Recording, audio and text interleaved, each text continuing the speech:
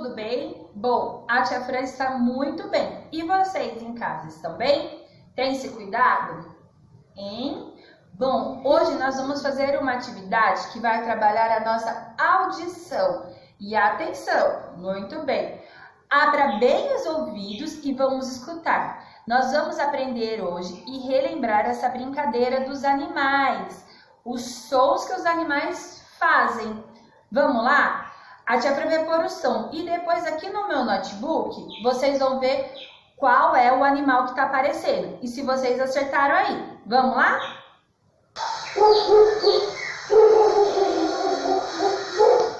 E aí, vocês já sabem qual é o animal? Vamos ver com a tia Fran?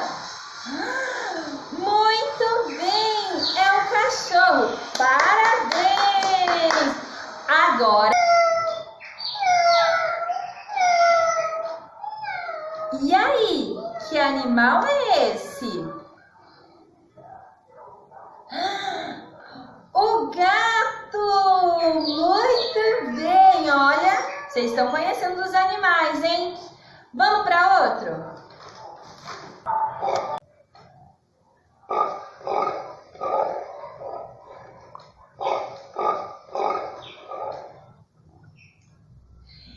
E aí, turminha, vocês sabem qual é esse animal? O porco! Muito bem! Olha lá os porquinhos! Muito bem! Vamos para o próximo.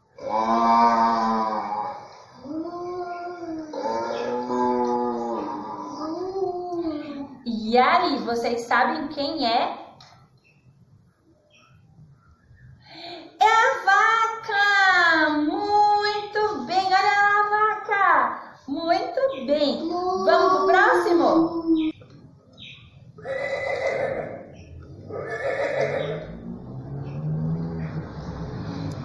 E aí, vocês sabem qual animal é esse? Olha, muito bem! É o cavalo! Vamos pro próximo animal?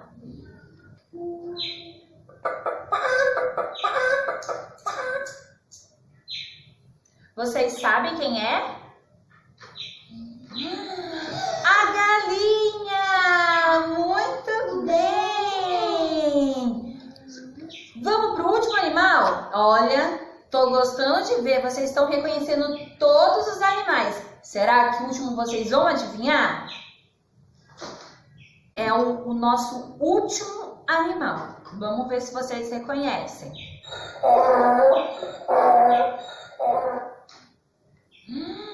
Quem será? Vamos pensar? Eu já sei. Vocês já sabem? É o burro! Muito bem!